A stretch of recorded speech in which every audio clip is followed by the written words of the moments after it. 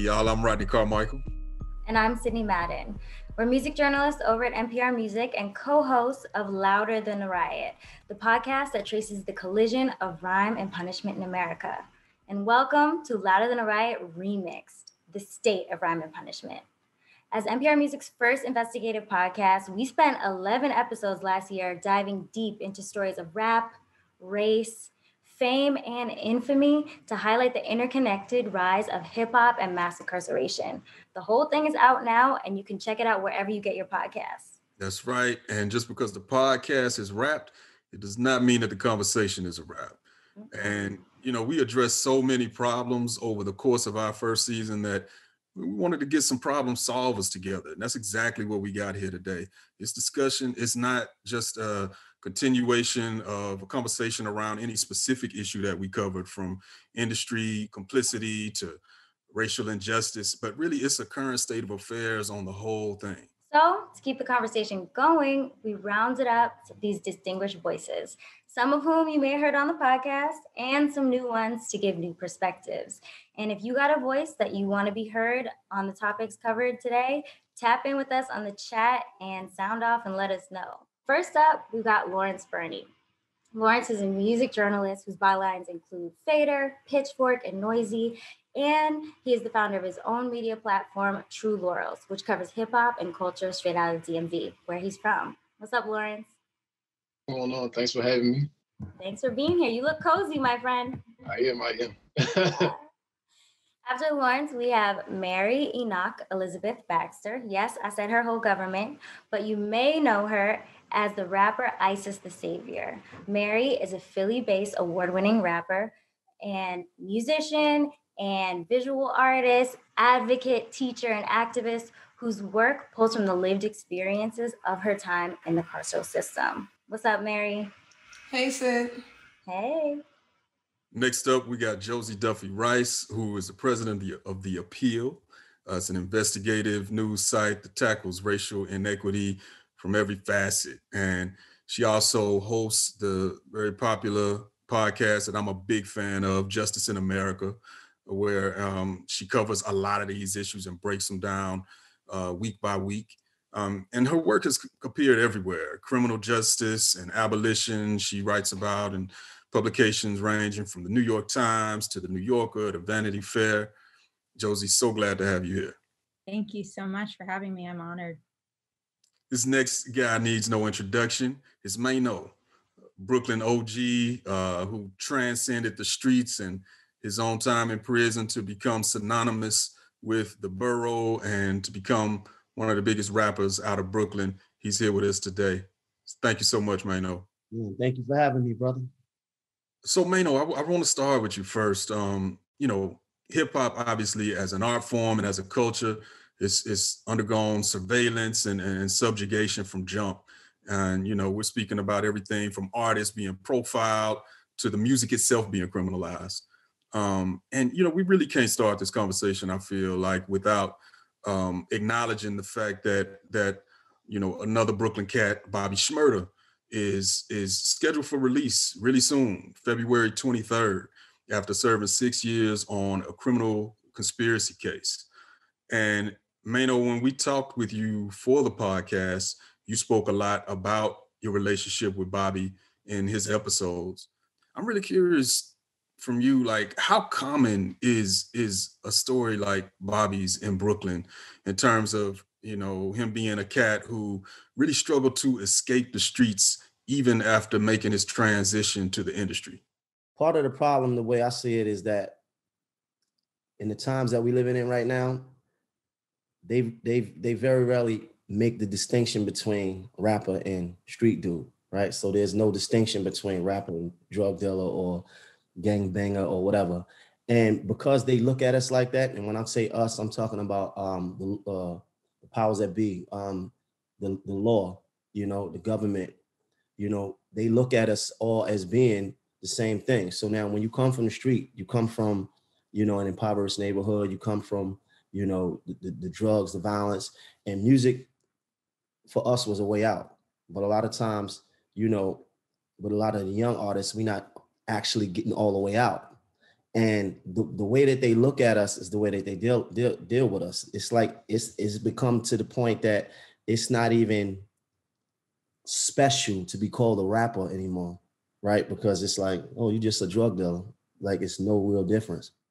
Well, I know that you know, as you've said, you give cats, you know, even cats like Bobby, a lot of advice. Cats who end up in this position.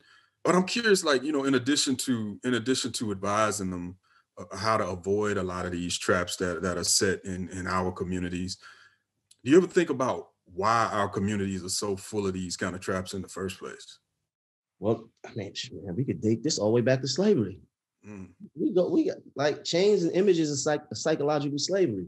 You know, like we still dealing with some of the effects of that. And I'm not just talking about economically, I'm talking about mentally, right? So we've been freed physically, but emotionally, economically, mentally, we've never been able to really recover. I mean, we had, you know, certain instances, of course, right? But for the most part, the way we look at things, the way we look at each other, the way we don't value each other is a direct way of how we see ourselves, right? So I come up in a neighborhood where I wasn't taught that I was a king.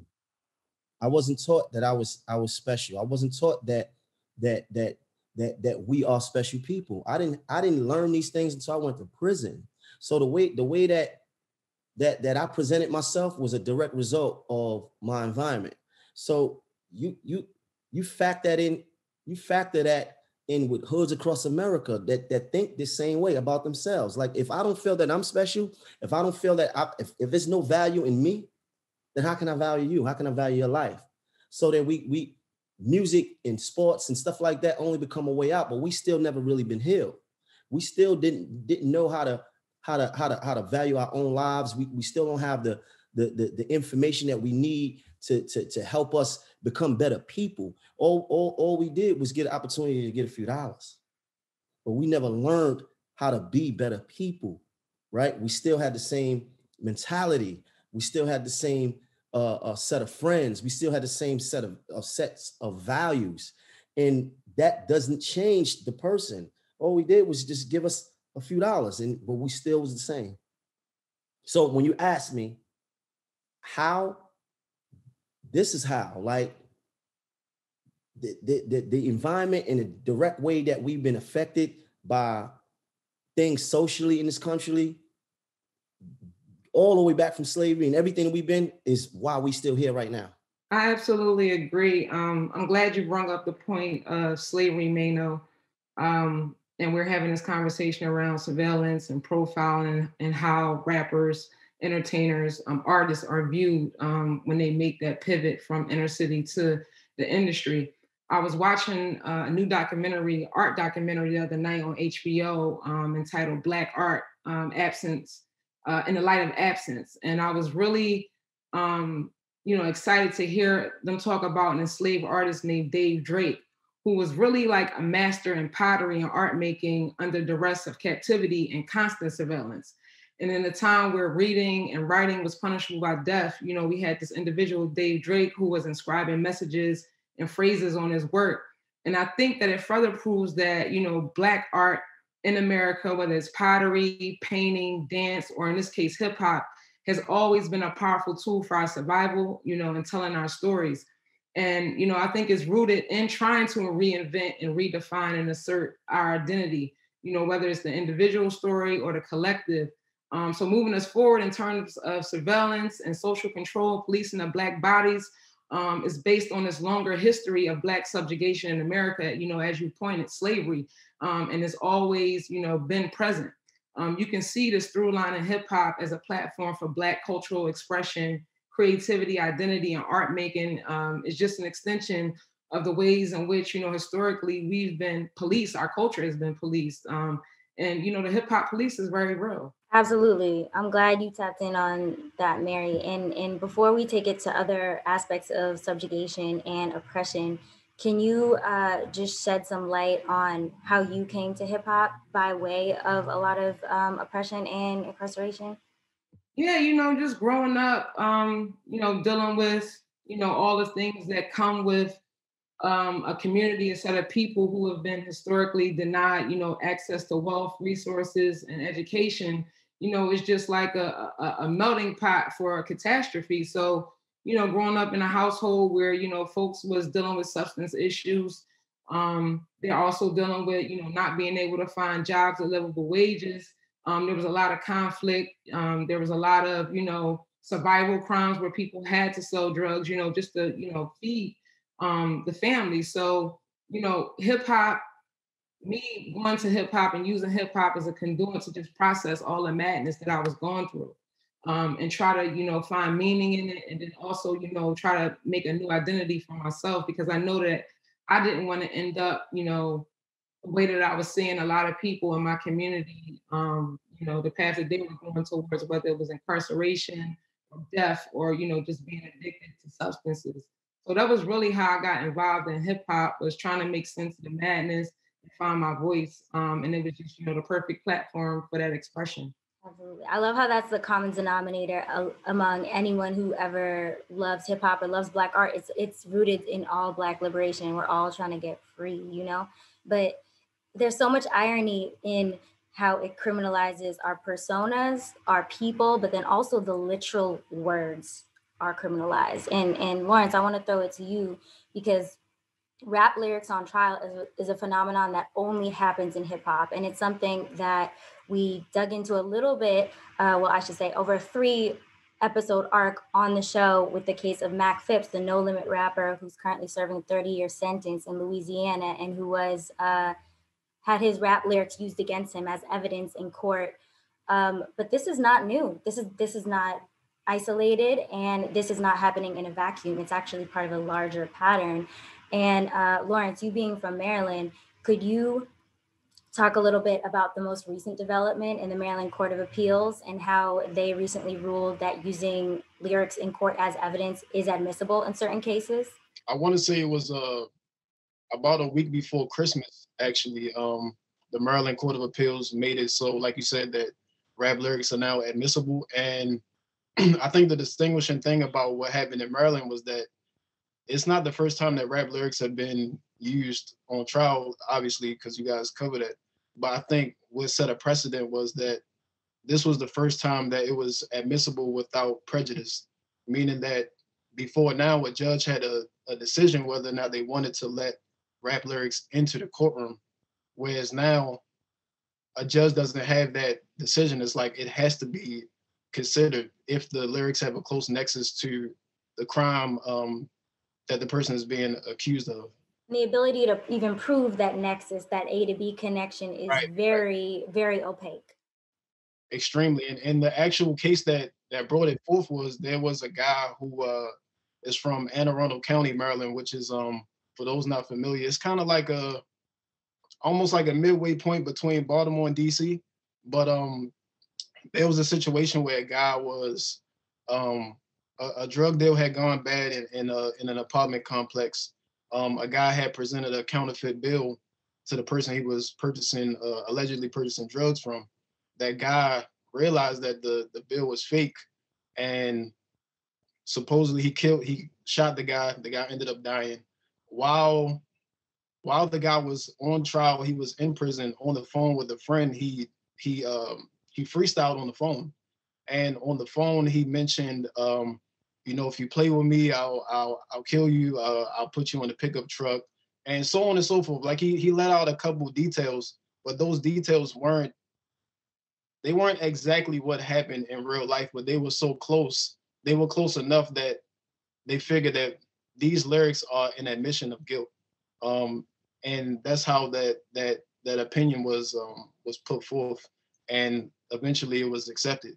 And but those weren't the first times that like artists in the state of Maryland have had their rap lyrics used against them, because I want to say 2016, 2017, I was covering an artist from East Baltimore named Young Moose. Young Moose is like, for those familiar with Lil Boosie. Lil Boosie is like Boosie Badass now.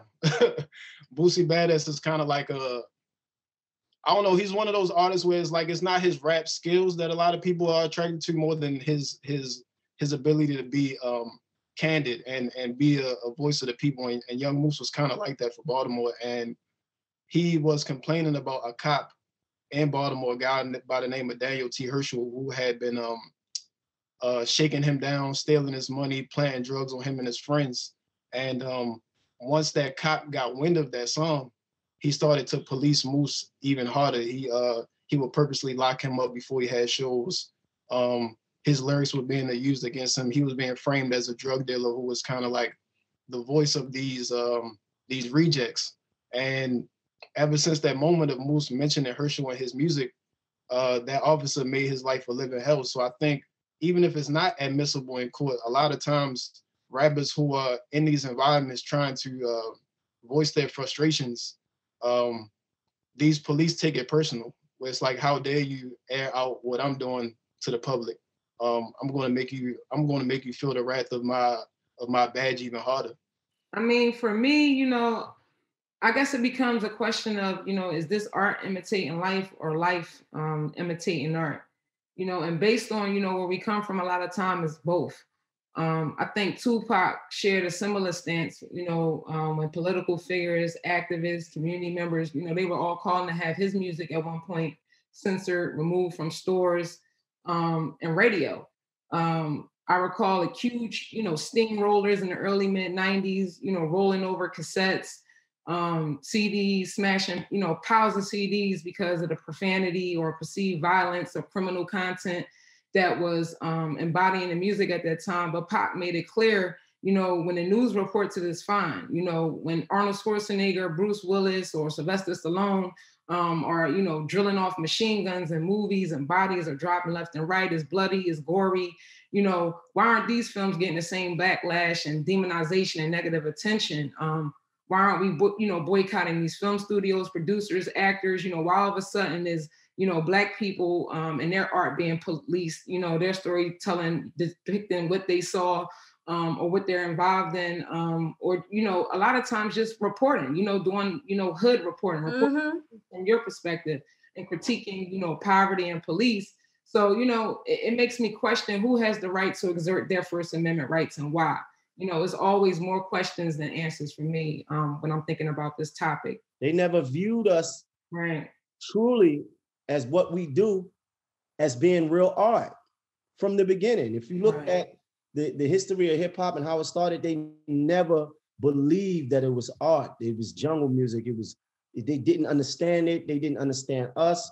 And when you fear and don't understand the people, like, this is what you always gonna get. So it's just like, okay, they all monkeys and animals. The rappers and singers are just shiny ones. Like, it's not, it's the way that they view us. And I started up this conversation by saying that they don't distinguish the average young kid on the street who may be getting money in the street from a rapper. It's all the same thing to them. Right. All the same thing to them. So they look at our lyrics. Yeah, they're gonna bring them in court because they like, yeah, you live in this. This is who you are. This is not art. This is not artistry.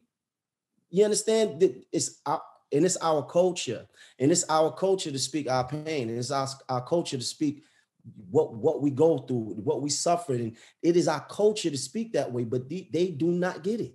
Right. And I think a lot of that has to do with, racism, white supremacy, and, just not seeing Black people as full humans. You know what I mean? Not creative, imaginative. Go back to slavery, this whole 3/5 of a human narrative. I think it's still being perpetuated in a lot of ways where we can't be full-class citizens in America. Maino and Mary, that criminalization that you all are talking about is definitely historic.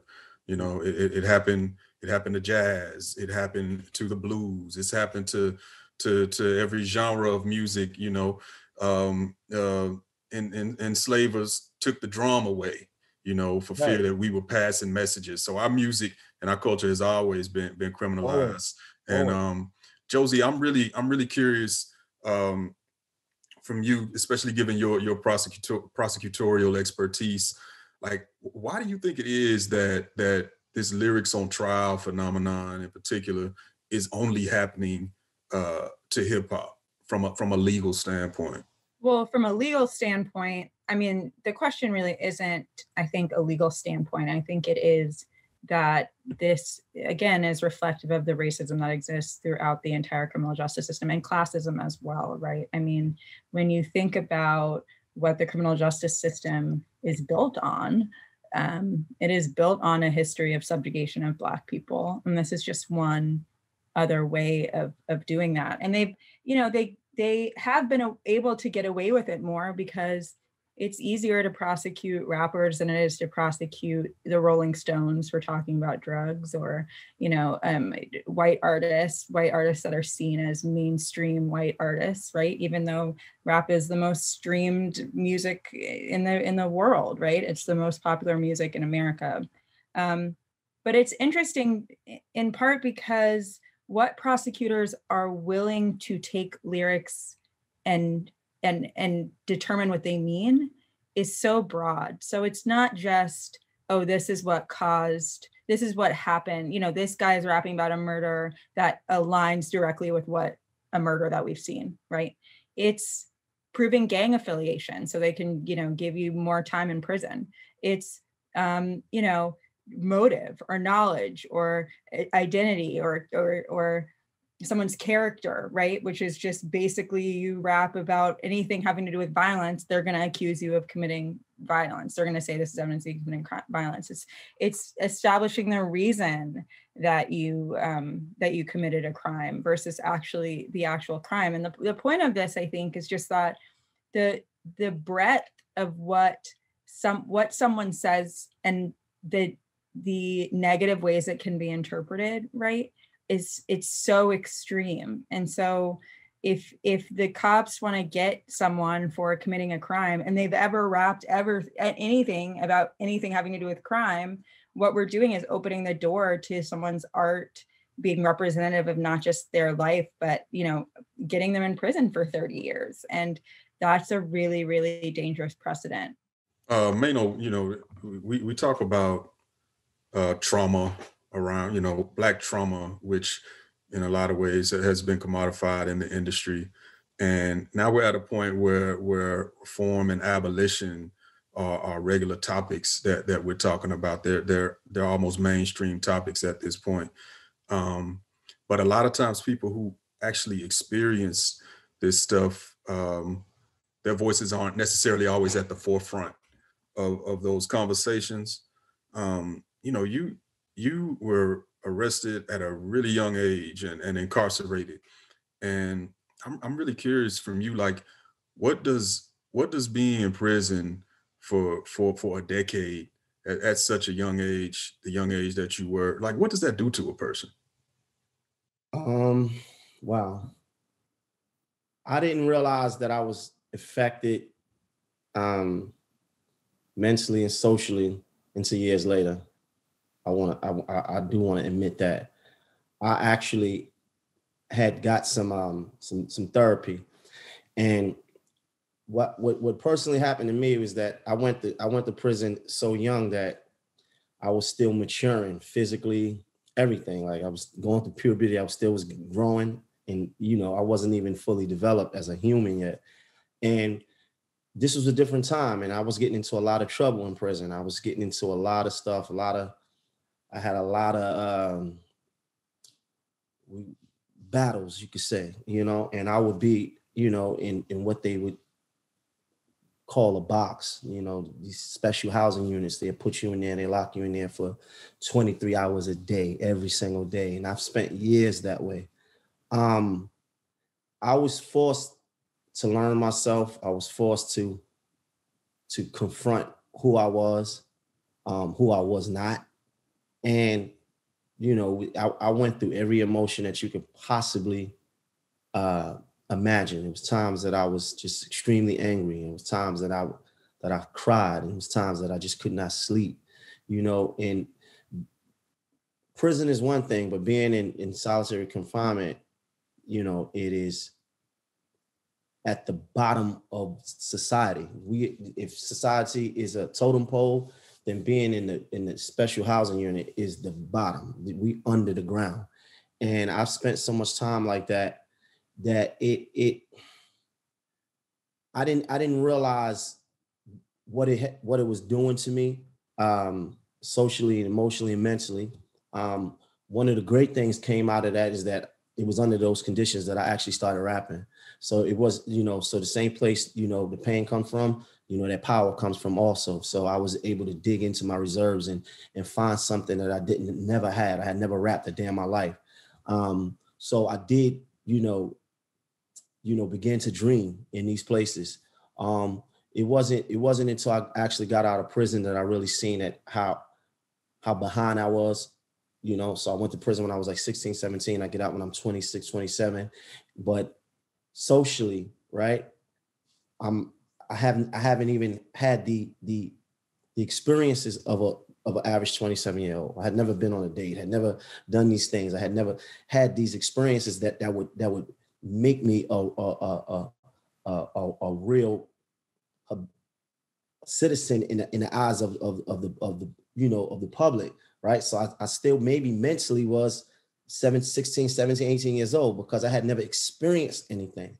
And then I noticed that I had lacked certain human traits like empathy, and, I didn't empathize, and my emotions were burnt. It didn't bother me that I could spend time without my family. And I didn't have certain, social skills that I felt like that I needed to have, and it started to damage certain relationships. And there's still certain things about me that I'm still working on, that I attribute to me being in prison at that early age. You hear these stories now about, all these things that solitary confinement do. It's just as much as this reform on prison and the laws.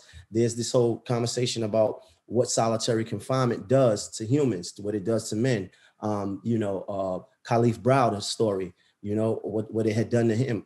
And I was in the same position, but, right. Nobody was talking about this then in the 90s, the late 90s and early 2000s. So I am a victim of that. I mean, I hope that answers your question, though. I don't know.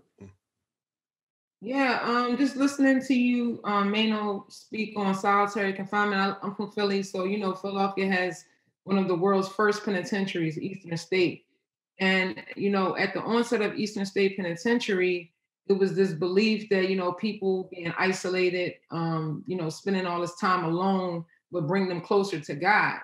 And, after about 20 years of that, they started seeing all this mental illness popping up at the institution, and realized that, it wasn't good for humans, to be stripped of connection and contact in that way. And they immediately started using it for punishment. So, it's crazy that, the system, they know the effects of solitary confinement on people, and they still are using it in practice. And even people who are assaulted in prison, raped in prison, they're put in something called administrative segregation, where, you're put in solitary confinement for your own protection. So you're dealing with a traumatizing event, and then you're put into another traumatizing event. Me, myself, when I was incarcerated, I was 9 months pregnant.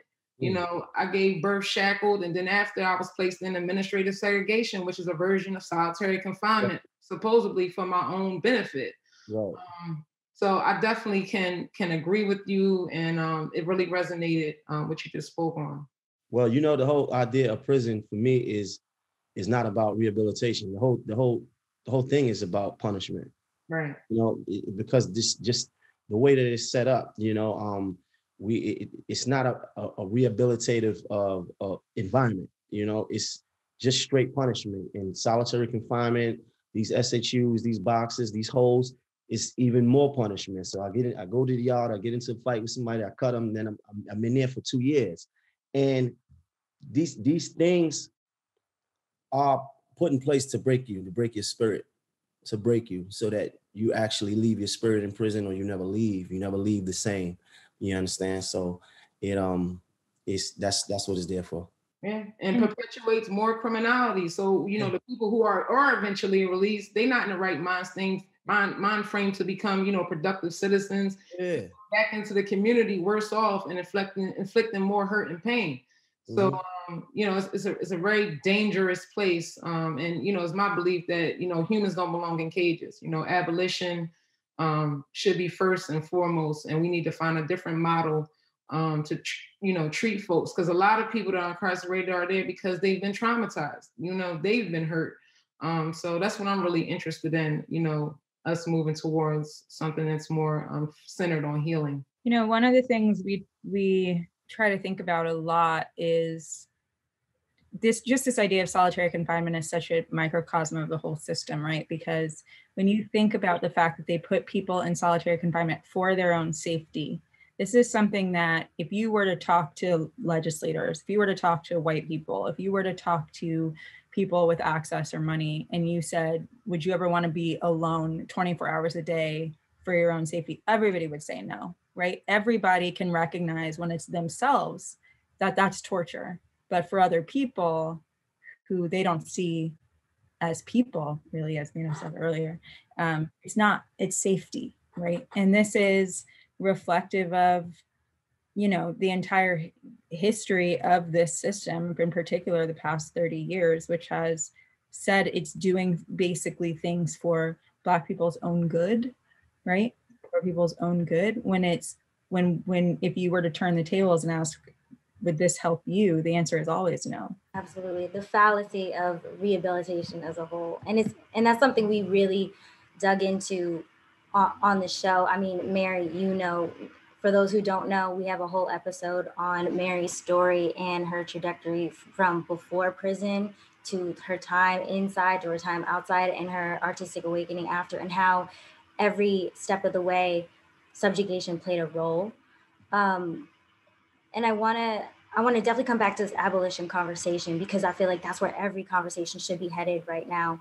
But one thing we didn't get to spend a whole lot of time on in the podcast that I want to present to this group is more of the secondary sources that perpetuate this cycle of criminalization. And I'm talking about news media or the record industry itself, or even political bodies. And in the case of Mary and Maino, y'all both came to music and started a music, turned a passion into a career after the fact, after your time inside.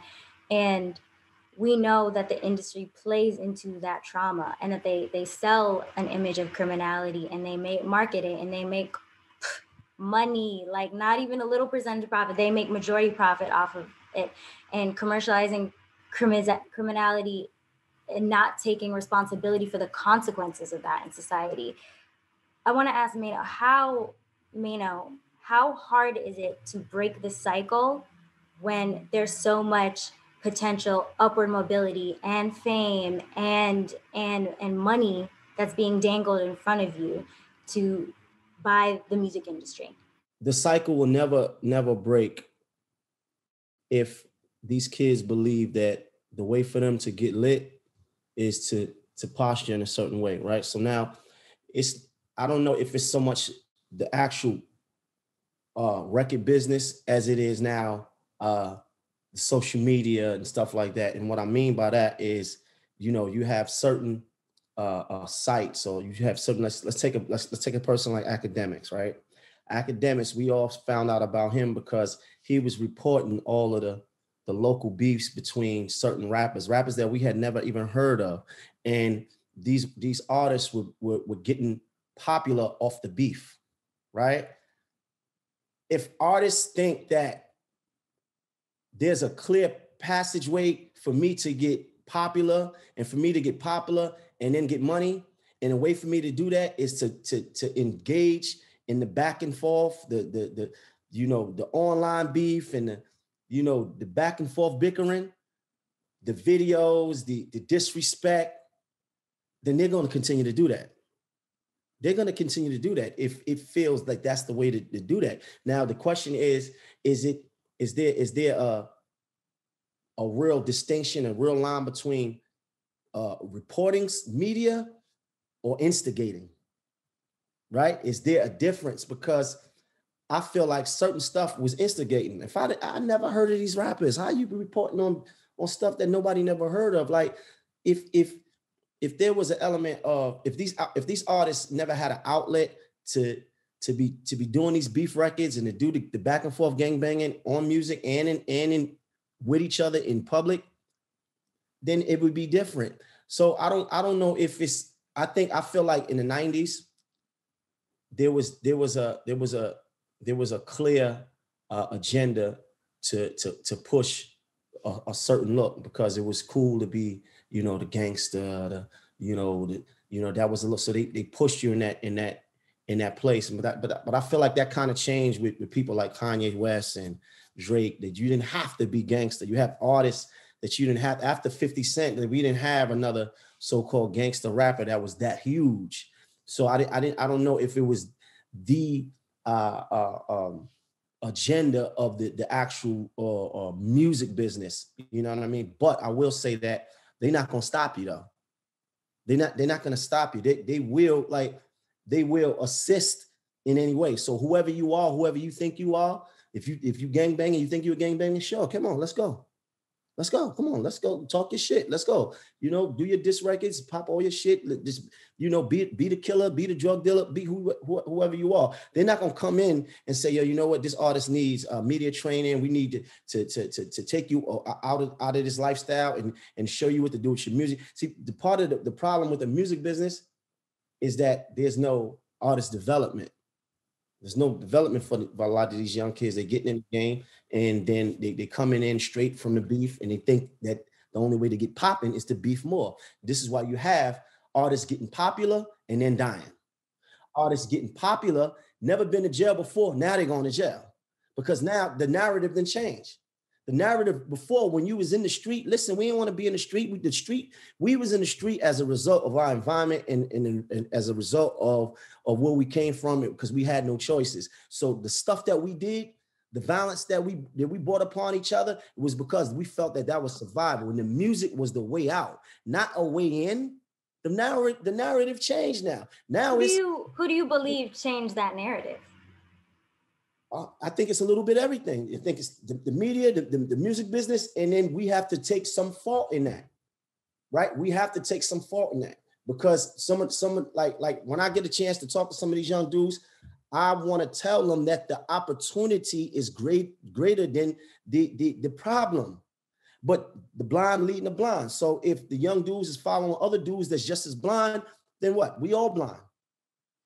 Maino, you talking about media definitely makes me think about the fact that, you know, we're having a music conversation right now, but we're having a conversation that covers so much than just music, so much more than just music. And Lawrence, I know you in particular have talked about, you know, how hard it is to get publications to, you know, pick up the pitches that you've made about covering stories from this angle. I'm curious, like, why do you think it is that mainstream media seems so obsessed with and seems to love Black music so much, but doesn't seem to care enough about, you know, Black creators behind the music to report on and cover these issues that are impacting, you know, our communities and our culture?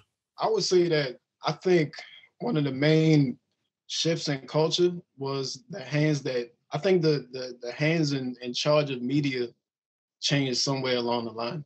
I think, you know, I was a kid in the 90s, so I can speak to it to an extent, but from my perspective, it seemed like a lot of the publications that were at the forefront of hip hop culture had staffs and people that worked at these publications who came from similar environments as the artists. I think in the past 10 years or so, the publications that have the most impact and the most influence are mainly white kids who come from middle America. They come from places where they don't recognize the complexity of the humans that are making the music. Like the same way that Maino talked about how these judges and these police and the powers that be don't recognize the full humanity of Black people. I think that is reflected in the media right now. I think a lot of times, a lot of these people in the media, their experience in life is so opposite from the artists that they're covering that they just want to end. They just want some connection to it. They don't care if these people are blasting each other's heads off every 2 days. They like the proximity to it. So I think a lot of the time these media people are egging on these things and not even taking accountability for their role in it. Like I remember when Chief Keef first came out and he was maybe 16, 17, and he was on parole, I believe. and Pitchfork took him to a gun range, and he got locked up because of it, because he wasn't supposed to have firearms because he was on parole as a juvenile. And then you have people like Maino brought up academics. Academics, I mean, I don't know his journey in life personally, but I would assume that there's something in him where he is disconnected enough where he doesn't have this thing where in the back of his mind is telling him, maybe I shouldn't be instigating these beefs. People are dying behind this. You know what I mean? So I think a lot of times I've always had a lot of inner tension working at these publications like Vice or Fada, because I come from environments and neighborhoods similar to a lot of rappers that are blowing up. So certain things that I just wouldn't do because it didn't feel right. I don't feel right reporting on a beef that rappers have when I already see people that die behind it. But a person that has no connection to that world, they don't have a problem egging it on. It's entertainment for them. So I think that's one thing. Like the people who are in charge of media are people who don't see these rappers as full humans. They see them as entertainment. Like the real life beef that these people are in is entertainment for these people in media. And the same thing is happening on social media as well. Like, you know, characters like academics, these kids, I think they want to weigh out so bad that they don't see that what they're pushing for has such a short shelf life. Like they look at, okay, I'm gonna get on academics. This might blow me up. But they're not looking at it where it's like, what's the percentage of people who have been on academics and that life actually changed? Like they might have a nice life for a year, but if they end up dead, was it worth it? So it's a lot of academics out here now on a local level. Like I'm from Baltimore, DMV area. There are DMV pages that mirror what academics is doing. They screen record all the live streams that these kids are on. They're active in beef. They're talking about, I'm going to come around your way and I'm going to shoot at you, or I'm going to do this and I'm going to do that. And they don't know that their whole conversation is being screen recorded, because a lot of these young kids, you know, a lot of the rappers now, it was a big thing about 90s babies. A lot of these rappers are 2000s babies. They don't separate the digital from the real. So Instagram Live is just an extension of their real life. They're not thinking like, oh, maybe I shouldn't be on Instagram Live talking about some real beefs that I'm in real life, where, you know, these people who are trying to do these blogs, they're screen recording it. And a lot of times there are police who have ghost accounts that are instigating these beefs, just to see what they can make these rappers do. So I just think it's in an ugly place right now. I don't really see what the way out is right now, but I think the main problem is that the people who are in charge of media are people who don't recognize the full humanity of the artists that they're covering. To the gentleman's point about, you know, social media, like what responsibility do these platforms have? I know I'm never for censorship, but I've noticed that they've been banning people a lot lately. You know, we have Trump being banned from all platforms. One of the Kennedys was banned like yesterday from Instagram because he was, you know, speaking on COVID and his lack of belief that it exists. You know, where do the responsibility of these platforms come in censoring some of this, you know, unnecessary propaganda that leads to a lot of Black death?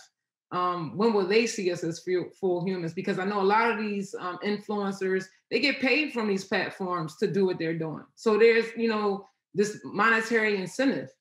So, you know, again, you have like from slavery, you know, white men generally with wealth funding Black toxicity. Now, I just wanted to add in, a lot of times, like, yeah, these bloggers get monetary gain, and another twisted reality of it is that a lot of times these kids or these artists who are actively involved in these beefs and feuds that they're putting in their music, they're paying these blogs to put it on their footing. A lot of these blogs have like a pay model, like, okay, $30. They take their money. So it's like, the cycle is real ugly. And there's no love lost because they don't love the culture. So it doesn't mean anything to them. Yeah.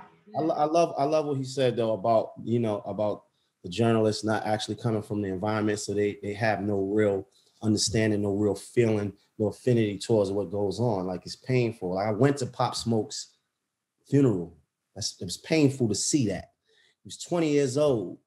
There's no way in the world he should be dead, right? So we could speak about so many other artists having the opportunity to change their lives just to what? Be dead? Yeah, I mean, this is a huge failure of journalism in general, right? That like the point of journalism is supposed to be to challenge those in power, and what journalism has traditionally done, both music journalism and I think just regular reporting on crime, right? Reporting on the criminal justice system has been to reinforce people in power to, you know, repeat what the cops say, repeat what the prosecutor says without any sort of critical thinking about it.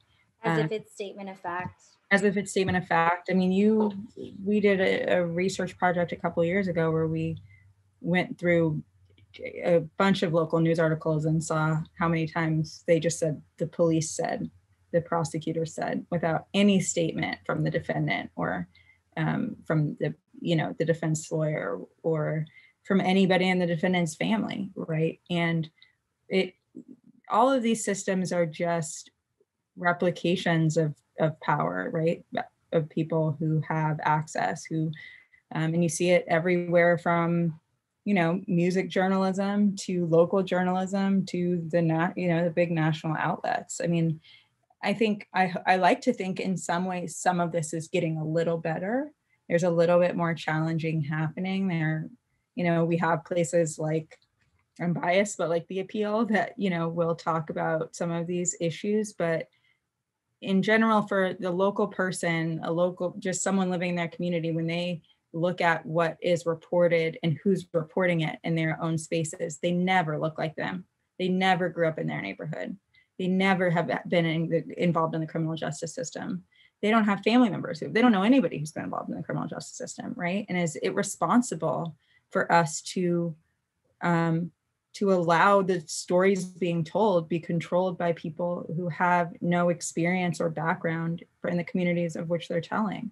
I think another thing as well is that over the past 10 years or so, as a lot of publications don't have the same financial security as they did before, a lot of these publications don't even have the infrastructure to fact check a lot of the stuff that they're doing. Like most publications don't have a legal side where they have somebody that runs through stories that are trying to be actual journalists. And I'm talking about music journalism specifically because I think this is a problem in music journalism where the blog age started to be legitimized and it turned into these bigger magazines, but they still didn't bring like journalistic integrity along with them.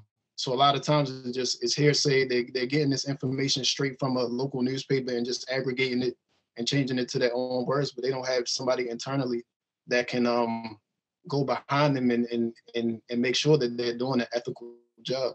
That's because anybody could be media now. It's just like you pick up your phone. You know, it's interesting. You're just a reporter.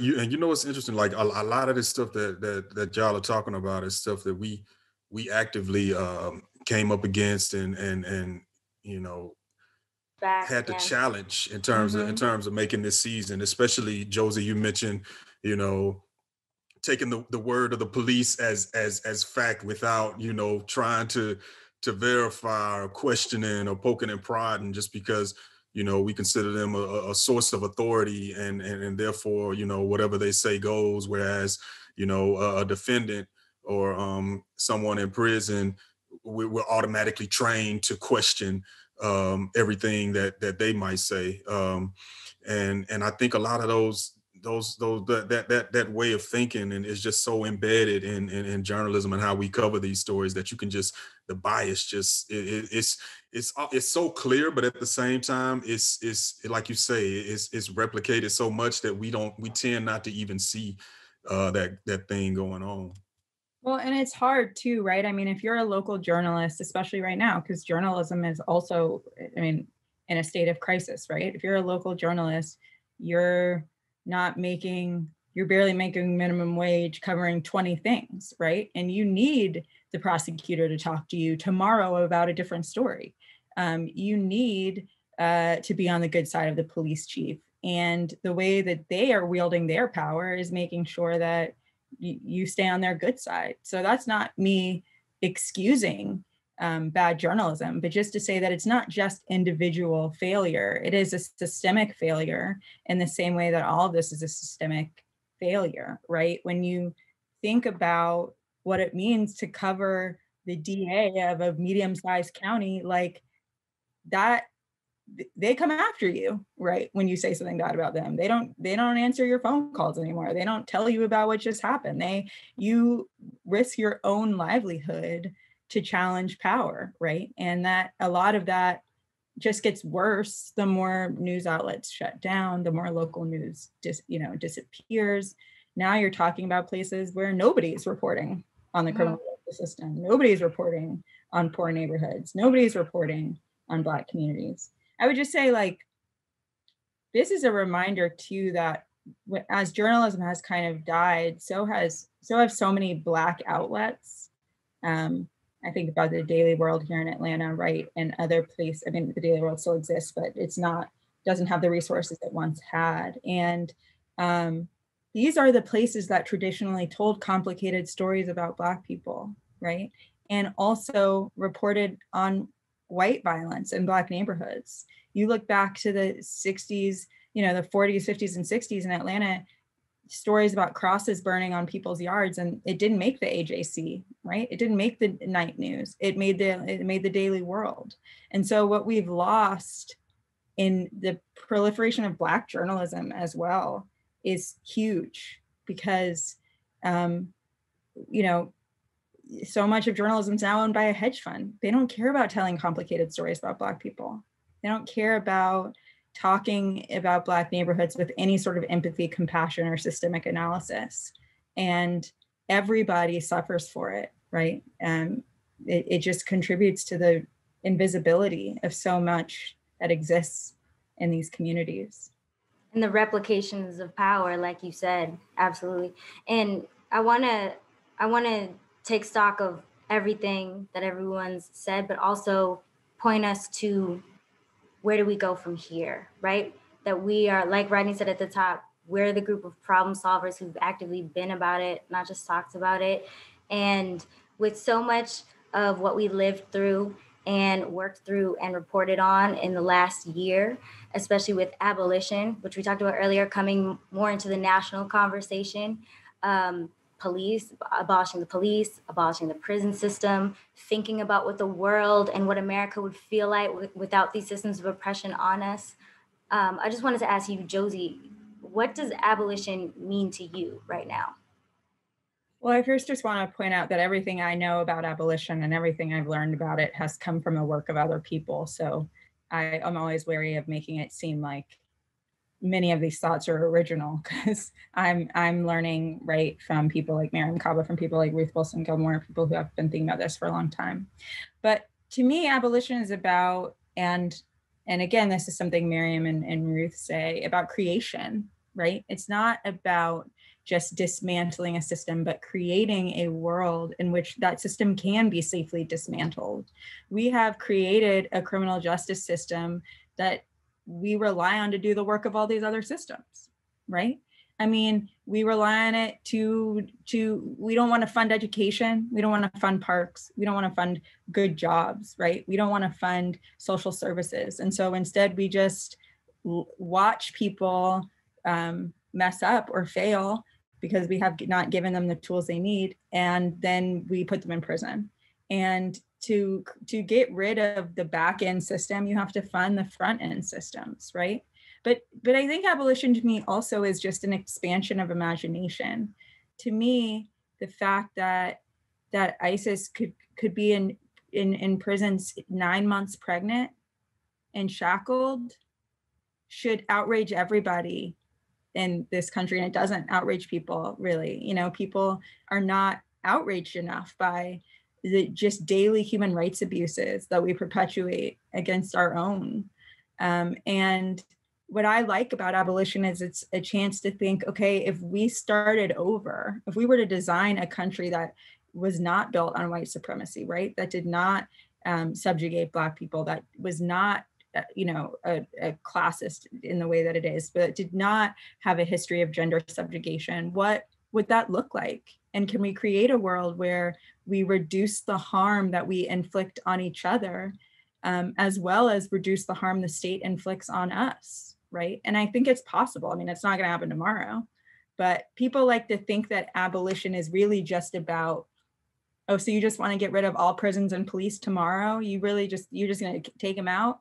And the point is not just that we believe in a world without prisons, but that we need a lot more support, a lot more things in our communities and our lives, as individuals, to make sure we can be the people that we want to be, that don't need the intervention of the state.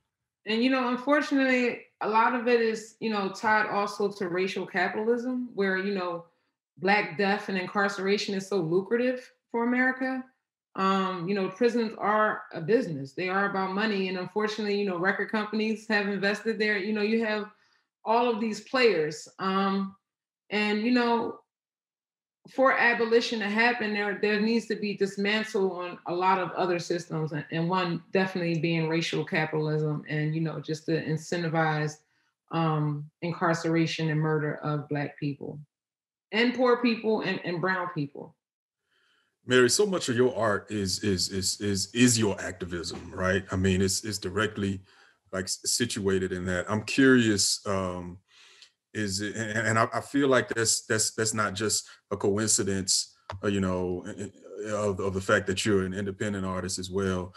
Do you think that you could be a voice for change in the way that you are if you were an artist working within the industry machine? I mean, probably not, because the industry.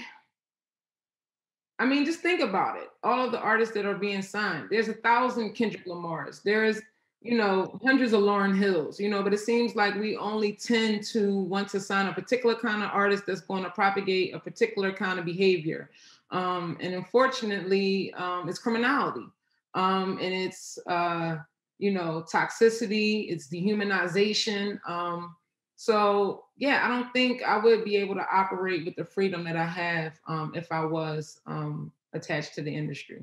So for you, how did this? We had Josie talking about imagination, and that being kind of like the fuel for the abolition and this new kind of thinking about society. Where did that come from you? Because I feel like you are walking that walk and living it and breathing it through your music. So how did that come about for you? Just that kind of change in thinking and whatnot. I think it came from me just refusing to accept my reality. I was forced to use my imagination to create, a different manifestation for myself and for my son. When I went into prison, my son, he went home to his father. We were immediately separated, which also brings me back to slavery, where, Black women were stripped from their children. So it was definitely birthed out of refusing to accept my current reality and knowing that my only savior was my imagination. Talking about imagination, imagining what freedom could feel like and channeling that imagination into the music. Mary and Maino, what do you feel hip hop could, and will feel like once that freedom is attained? For me, I think it would give me more space to be creative, not constantly having to relive and rehash my trauma, would create space for me to, maybe I want to rap about flowers. Right. Maybe rap about, I don't know, climate change, or ease. other social issues that are impacting the global community. So I definitely think it will offer more space and enable me to be, extremely creative in other ways. It's just like off top. Yeah. And so, Maino, I know you said before, the pain can also be a place where you get the power. Right. If there's no more pain, how does your creativity change? Without the pain, I can't even imagine what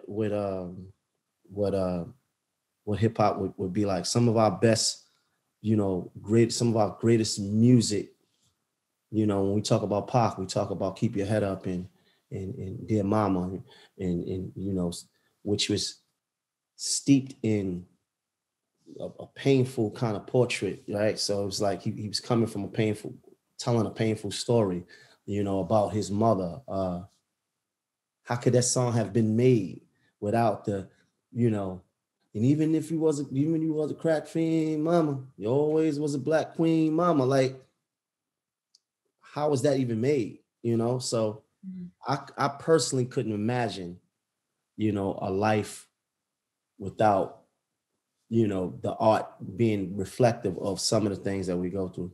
Yeah, no, that's definitely real. You know, a lot of this stuff pushing us to, you know, start movements or, you know, start genres of music, which is what we've always done. I'm kind of curious, Lawrence, from you about this Maryland decision. As new as it is, have you seen it be a galvanizing force in any kind of way in terms of stirring people to get active around, you know, either appealing it or doing something to organize around it at all? Actually, when I first found out about it, my cousin who is an attorney here in Maryland, she's the one that sent it to me. And as soon as she sent it to me, I reviewed it. I'm like, I'm gonna post this on Twitter. Just because like this is something that people need to know about, because it also felt very it felt like it was rolled out on a hush. Like a lot of people didn't even know about it. It had happened for maybe a week before I heard about it. When I put it on Twitter, like, you know, it went crazy. And maybe like the day or two after, I did a Clubhouse talk with my cousin, another attorney who was based in North Carolina, and some other people showed up, like artists throughout the state, who were just curious about it. And quite frankly, a lot of people were paranoid about it because, you know, they looked at it as another potential trap. And on top of that, another censorship on their art.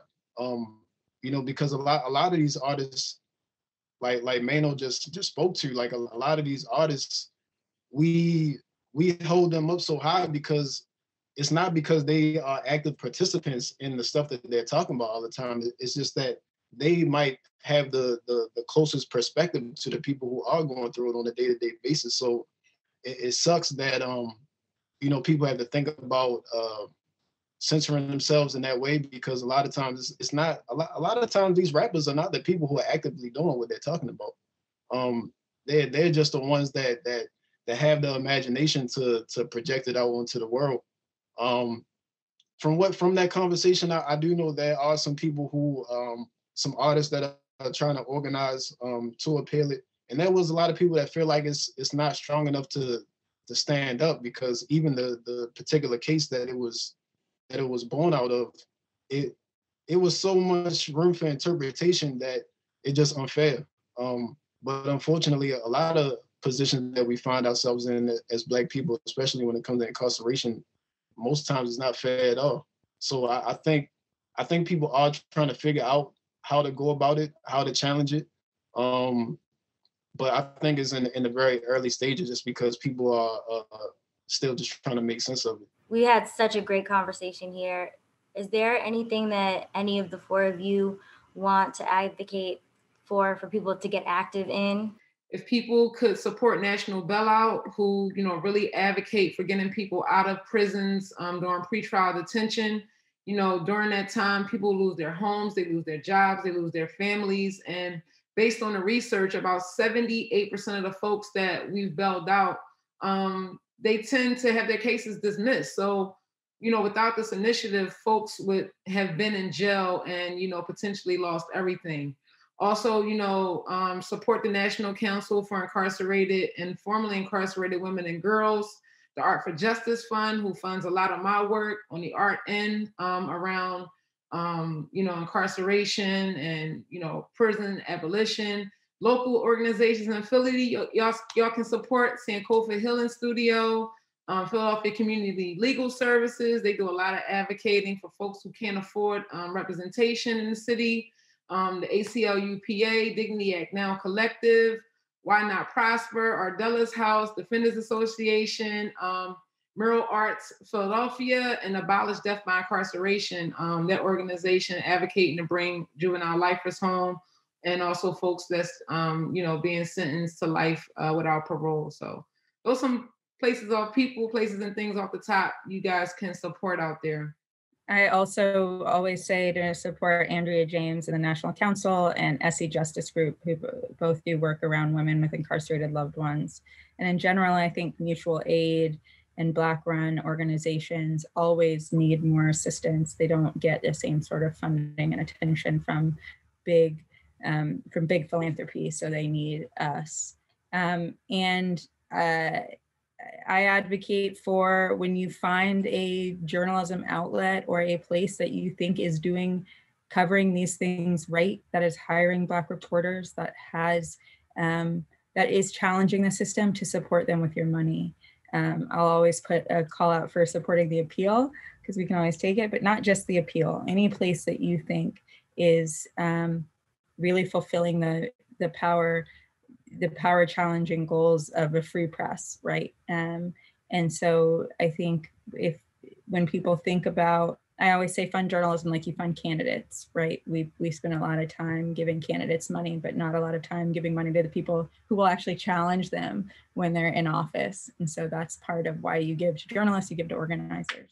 Oh, and I also forgot to mention Philadelphia Mural Arts. They have a guild program where they've been going into prisons for like the last 2 decades. Working with incarcerated men and women on mural projects, beautifying the city, giving them opportunities at restorative justice, and contributing to the community in a positive way.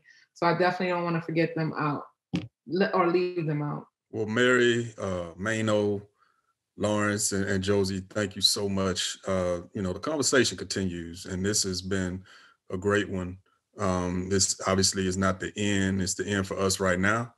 But we hope to be able to continue to bring these issues to the forefront. And everybody watching, obviously, you can follow these people, if you don't already, to continue to be up on what's happening on these issues and just broader issues affecting our communities, affecting hip hop, affecting the world. Really thank y'all for joining us today. And for people in the chat, we thank you all for the active conversation. Be on the lookout for Louder Than A Riot Season 2. And thank you again. We hope to see you soon. Appreciate it.